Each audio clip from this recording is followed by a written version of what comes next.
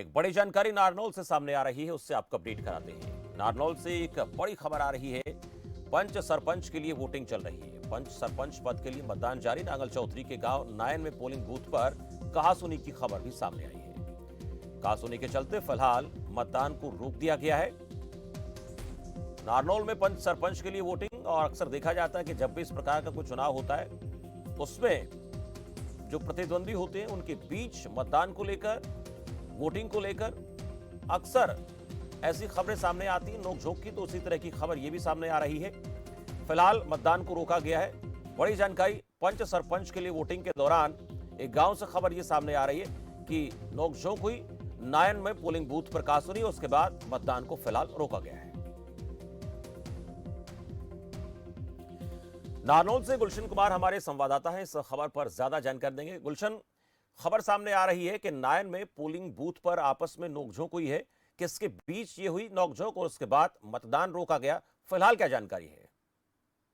जी बिल्कुल, देखिए शमशेर, आपको बताना चाहूंगा, आज जो है पहले चरण के सरपंच और पंच पद के लिए जो है उम्मीदवार है उनकी वोटिंग होनी है हम्म। और सुबह 7 बजे से वोटिंग जारी है।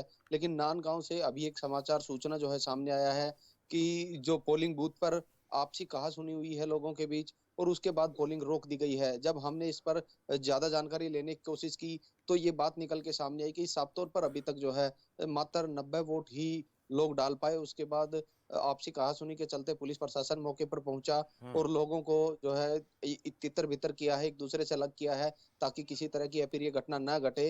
बात आपको बताना चाहूंगा कि यहाँ पे जो है नांदगांव है, गुजर बाहुल्य गांव है हम्म। और यहाँ पे फिलहाल जो है बीसीए की जो है सीट रिजर्व की गई थी और बीसीए जी। के लिए सरपंच का चुनाव होना है यहाँ पे, जिसको लेकर आपसी उम्मीदवारों के जो समर्थक है हम्म। वो भिड़ते नजर आए और इन्हीं के कारण जो है यहाँ पे वोटिंग फिलहाल रोक दी गई है। जी दूसरी बात ये भी जानेंगे, जैसे आपने कहा कि जो प्रत्याशी हैं उनके समर्थकों के बीच ये कहासुनी हुई है।